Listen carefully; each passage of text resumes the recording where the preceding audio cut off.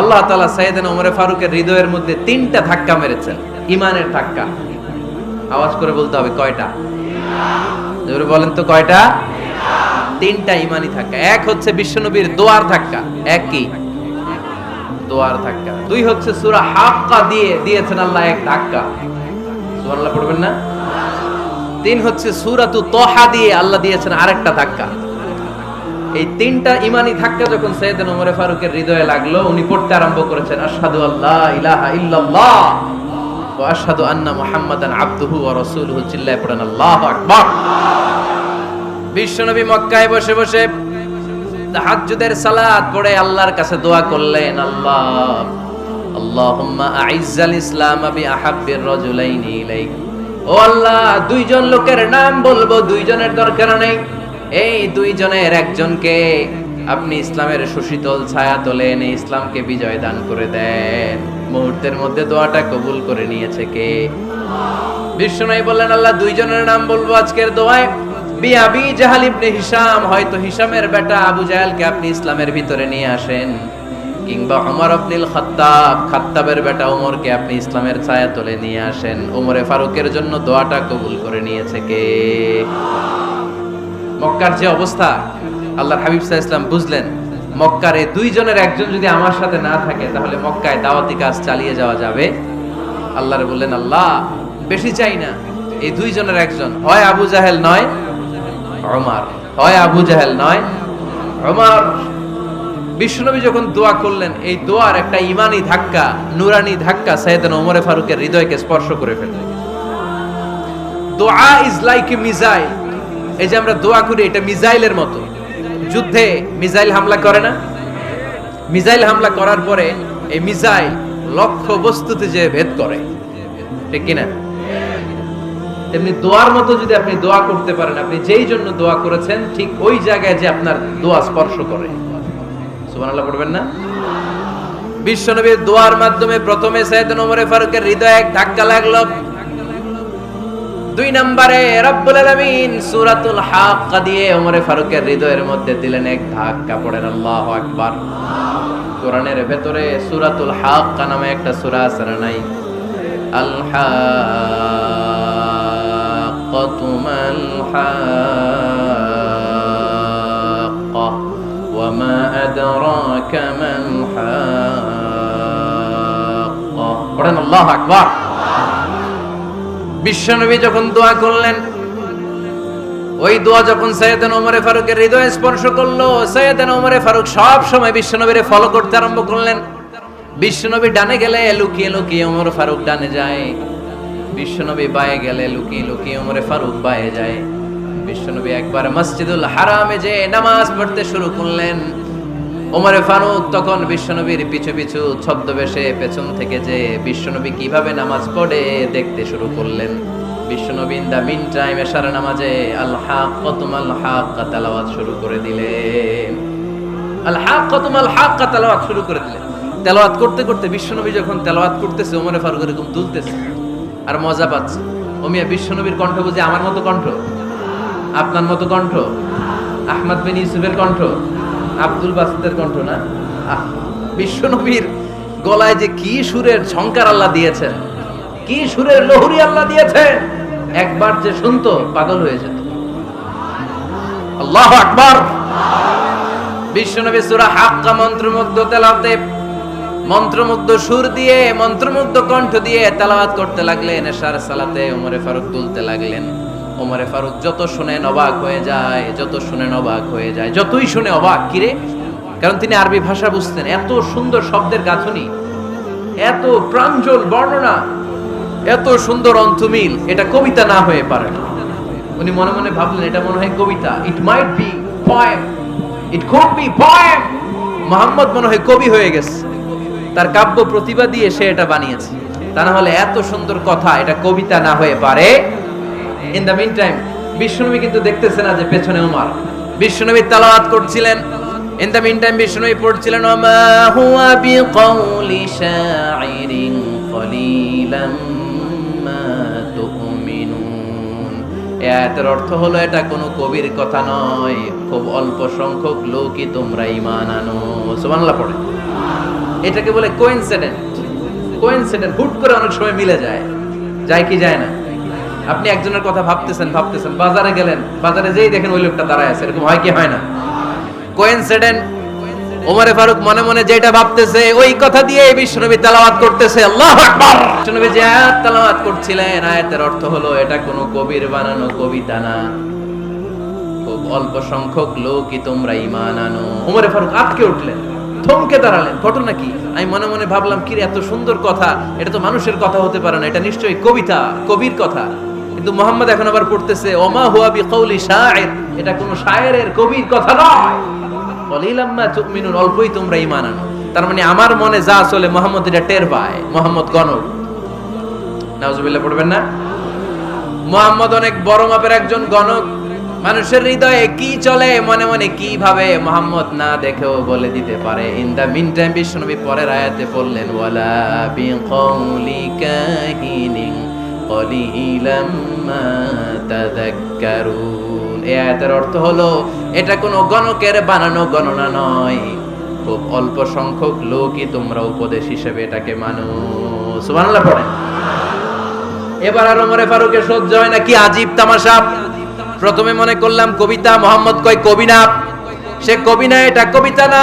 তারপর ভাবলাম সে গণক, সে আয়াত পরে পরে বলে দিল এটা গণনা নয়, তাহলে এটা কি? এটা কি কবিতাও না, গণনাও না, তাহলে এটা কি? বিশ্বনবী তখন বললেন তানজিলুম মির রাব্বিল আলামিন। সুবহানাল্লাহ পড়েন। পরের আয়াত ছিল তানজিলুম মির রাব্বিল আলামিন। এটা দুনিয়ার কোন কবির বানানো কবিতা না, এটা কোন গণকের গণনা না, এটা কোন সাহিত্যিকের বানানো সাহিত্য নয়, এটা মহাবিশ্বের পরিচালক রব্বুল আলামিনের কাছ থেকে পাঠানো কিতাব কোরআন। সূরা হাক্কার ধাক্কায় ওমরে ফারুক কাইত। প্রথমে ধাক্কাটা লাগলো যে দোয়া। বিষ্ণুবী তাহাজ্জুদে কেঁদে দোয়া করলেন, আল্লাহ হয় আবু জাহেল রে দিবা নাইলে ওমর রে দিবা।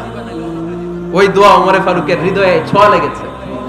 এরপর হাক্কা, সূরাতুল হাক্কা দিয়ে দিলে এক ধাক্কা। এই ধাক্কা খেয়ে উথাল পাথাল হৃদয়ের মধ্যে, হায় রে এ কি বাণী, এ কেমন কথা, কে মুহাম্মদ? তারপরও শয়তানের ওয়াসওয়াসা আছে না নাই? আল্লাহ বলে যতই ওয়াসওয়াসা ওমরকে দেয়া হোক, আমি ওমরে ফারুককে এই মুসলিম উম্মতের সেনাপতি বানিয়ে ছাড়বো, আমি সেনাপতি বানাবো। এবার 3 নাম্বার ডোজ। ডাক্তারের কাছে গেলে প্রথমে দেখবেন সিম্পল ডোজ দেয়, নরমাল ওষুধ, এটাতে কাজ না হলে ডোজ বাড়ায়, একেবারে কাজ না হলে অ্যান্টিবায়োটিক মারে, আছে না নাই? আল্লাহ প্রথমে দোয়ার ছোঁয়া লাগালেন, তারপর সূরা হাক্কা দিয়ে ধাক্কা মারলেন, এরপরে রব্বুল আলামিন বলেন এবার 3 নাম্বার ডোজ সূরা তাহা দিয়ে আমি তোমার হৃদয়টারে উজালা বানায় দেব রে ওমর। শয়তান ওদিক দিয়ে ওয়াসওয়াসা, খেলা দুই দিক থেকে চলতেছে। আল্লাহ তাআলা হেদায়েতের রাস্তায় টানছে, শয়তান জাহান্নামের দিকে টানছে। ঘোষণা দেয়া হলো মক্কায়, মুহাম্মদের মাথা কেটে এনে দিলে এত এত স্বর্ণ মুদ্রা দেয়া হবে। ওমরে ফারুক রাজি হয়ে গেলেন, নাঙ্গা তলোয়ার নিয়ে বিশ্বনবীর মাথা কাটার জন্য ছুটলেন। নাউজুবিল্লাহ পড়বেন না? বনু জাহরা গোত্রের এক লোক বলে, আইনা ইয়া ওমর, কই যাও? মুহাম্মদের মাথা কাটতে যাই। আরে মুহাম্মদের মাথা কাটতে যাও? তোমার বোন ফাতিমা বিনতে খাত্তাব আর তোমার বোন জামাই সাঈদ কদ সাবা, এরা তো ধর্ম ত্যাগ করে ফেলছে, এটা তো আমাদের ধর্ম ত্যাগ করে মুহাম্মদের ফলোয়ার হয়ে গেছে। আগে ওমর ঘর সামলাও, পরে মুহাম্মদের মাথা কাটতেছে। ওমরে ফারুক অবাক হয়ে গেলেন, তলোয়ার নিয়ে বিশ্বনবীর দিকে না যে নিজের বাড়ির দিকে চলে গেলেন। বিশ্বনবীর আপন বোন ফাতিমা বিনতে খাত্তাব, বোন জামাই সাঈদ আর খাব্বাব রাদিয়াল্লাহু তাআলা আনহু, তিনজন মিলে সূরা তাহা তেলাওয়াত করছিলেন। পড়েন সুবহানাল্লাহ। মক্কায় লুকিয়ে লুকিয়ে দাওয়াত হতো। খাব্বাব রাদিয়াল্লাহু তাআলা আনহু একটা চামড়ার ফলকের মধ্যে সূরা তাহার কয়েকটা আয়াত এনে ওমরে ফারুকের বোন আর বোন জামাইকে শিক্ষা দিচ্ছে, ট্রেনিং দিচ্ছে। সুবহানাল্লাহ পড়েন। লুকিয়ে লুকিয়ে ওমরে ফারুক যখন ঘরে চলে আসলেন, এরা তটস্থ হয়ে গেল। সাইয়েদনা খাব্বাব বিছানার তলায় লুকিয়ে গেলেন। ওমরে ফারুক বললেন, দরজা খোলো। ফাতিমা বিনতে খাত্তাব দরজা খোলার পরে নির্মম ভাবে সাইয়েদনা ওমর রাদিয়াল্লাহু তাআলা আনহু বোনের গায়ে আঘাত শুরু করে দিল। বোন জামাইকে আহত করতে শুরু করলো আর বলতে শুরু করলো, তোরা পাগল হলি কেন? কি আছে ওই মুহাম্মাদের মধ্যে? কি জাদু নিয়ে এসেছে? সে যাই বলে লোকজন পাগল হয়ে যায়, সবাই তার উপর কালিমা পড়ে ঈমান এনে ফেলে। কি এমন জিনিস তোদের কাছে আছে যেটা দেখে মুহাম্মদকে তোরা ভালোবাসলি? কি আছে? কি পড়তেছিলি আমারে দেখা। ফাতেমা বলে ইন্নাকা রিজসুন লা ইয়ামাসসুহু ইল্লাল মুতাহহারুন। ও আমার ভাই ওমর, তুমি নাপাক। তুমি কি? লা ইয়ামাসসুহু ইল্লাল মুতাহহারুন, পবিত্রতা অর্জন না করে এই কোরআন ধরা যায় না। সুবহানাল্লাহ পড়েন। উমরে ফারুক গোসল করে আসলেন, কারণ ধাক্কা তো আগে কয়েকটা খাইছে। কথা বুঝেন নাই বোধহয়? প্রথমে দোয়ার ধাক্কা, পরে কোন সূরা দিয়ে ধাক্কা? ধাক্কা দিয়ে ধাক্কা। 3 নম্বরে এখন আরেকটা ধাক্কা খাবে। গোসল করে আসলেন। ফাতেমা বিনতে খাত্তাব বললেন, গোসল যখন করে এসেছেন এই নেন। উমরে ফারুক এবার চামড়ার কাপড়ের মধ্যে সূরা তহার প্রথম আয়াতের দিকে নজর করলেন। নজর করেই কোরআনের প্রেমে পড়ে গেলেন। পড়েন সুবহানাল্লাহ। উমরে ফারুক পড়তে আরম্ভ করলেন, তহা মা আনজালনা আলাইকাল কুরআনা লিতাশকা ইল্লা তাযকিরাতাল লিমান ইয়াখশা তানজিলাম মিম্মান খালাকাল আরদা ওয়াস সামাওয়াতিল উলা।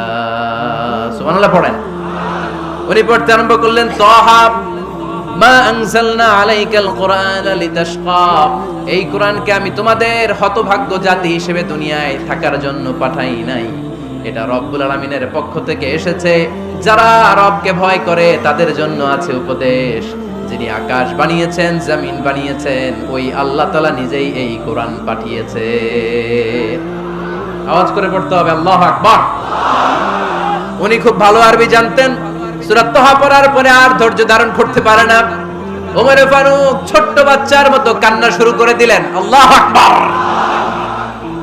সূরা তহাটা হাতে নিয়ে, তলোয়ারটা হাতে নিয়ে বিশ্বনবীর দিকে ছুটতে আরম্ভ করলেন। আইনা মুহাম্মদ, কোথায় মুহাম্মদ? তোমরা আমাকে মুহাম্মাদের কাছে নিয়ে চলো।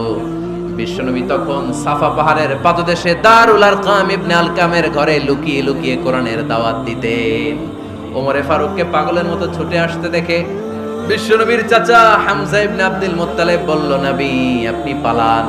ওই যে খাত্তাবের বেটা ওমর আপনাকে অপমান করার জন্য, আক্রমণ করার জন্য তেড়ে এসেছে। সাহাবীরা বললেন, নবী আপনি পালিয়ে যান, আমরা সামাল দেব।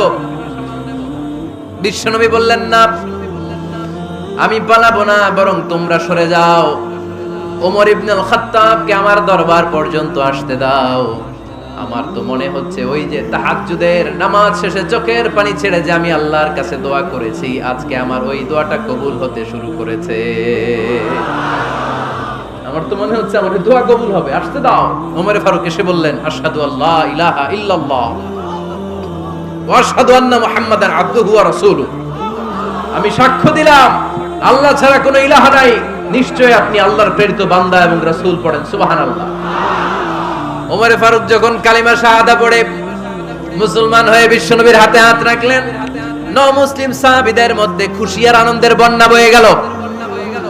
মুসলিম হাতে গোনা সাহাবারা আল্লাহর প্রশংসা করলেন। বিশ্বনবী সাইয়েদনা ওমর ফারুককে জড়িয়ে ধরলেন। ওমর ফারুক আবার বিশ্বনবীরে বললেন, নবী গো, আলাসনা আলাল হক, আমরা কি সত্যের উপরে আছি নাকি আমরা ভুলের উপরে আছি? বিশ্বনবী বললেন, বালা নাহনু আলাল হক, আমরাই সত্যের উপরে আছি। সুবহানাল্লাহ পড়েন। আলাসনা আলাল হক, নবী আমরা কি সত্যের উপরে নাই? হ্যাঁ অবশ্যই ওমর, তুমি সত্যের উপরে আছো। ওমর ফারুক বললেন, তাহলে ফাফিমাল ইখতিফা, তাহলে লুকায় লুকায় আর দাওয়াত দেব কেন? আমি তো কালিমা পড়ে ফেলছি, আসেন আমার সাথে বের হই।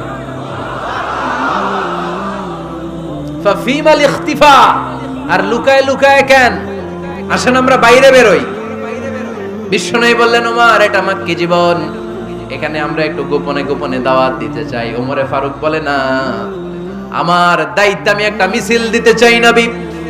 আল্লাহর নামের তাকবীর দিতে দিতে দারুল আরকাম থেকে শুরু করে মসজিদুল হারাম পর্যন্ত একটা মিছিল দিয়ে আমি মক্কা কাঁপাইয়া দেব।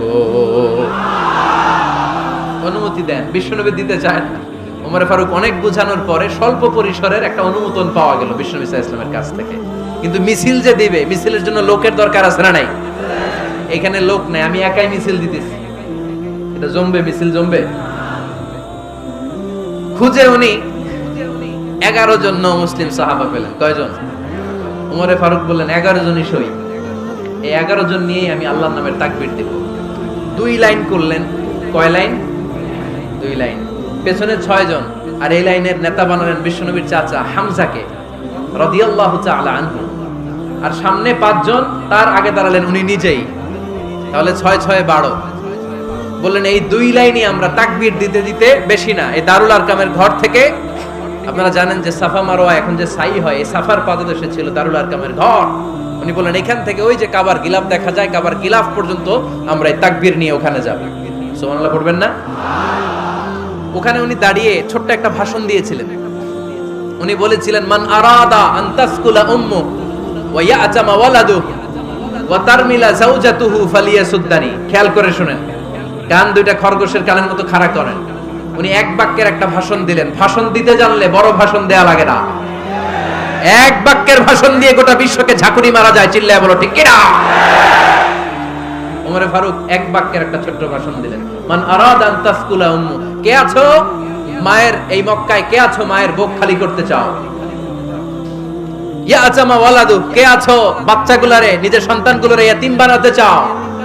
কে আছো তারমিলা যাওজাতুহু, নিজের স্ত্রীকে বিধবা বানাতে চাও? ফালিয়া সুদ্দানি, বুকের পাটা থাকলে আমি ওমর রে থামাও।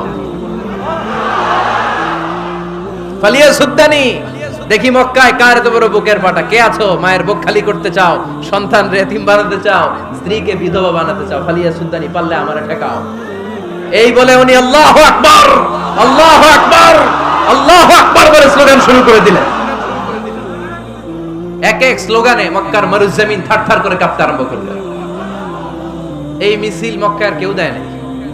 মিছিলের আওয়াজ শুনে আবু জাহেল বাইরিস, উতবা বাইরিস, শাইবা, ওয়ালিদ ইবনে মুগিরা সব বের হয়েছে। কিরে, আমার এলাকায় এত বড় স্লোগান, কার এত সাহস? বের হয়ে দেখে মিছিলের সামনে ওমর। ওমর রে দেখে দিছে এক দৌড়। কারণ ওমরে ফারুককে থামানোর মতো বাপের বেটা মক্কায় দ্বিতীয়টা কেউ ছিল না। আওয়াজ করে বলে ঠিক কিনা? ওমরে ফারুক আল্লাহু আকবার, আল্লাহু আকবার বলে স্লোগান দিতে দিতে মসজিদুল হারামের ভেতরে ঢুকে গেল। কাবার গিলাফ ধরার পরে সেদিন মিছিল থেমেছে। ওই আল্লাহর নামের স্লোগান সেদিন কেউ থামাতে পারে নাই, কিয়ামত পর্যন্ত কেউ থামাতে পারবে না। চিল্লায় বলো ঠিক কিনা?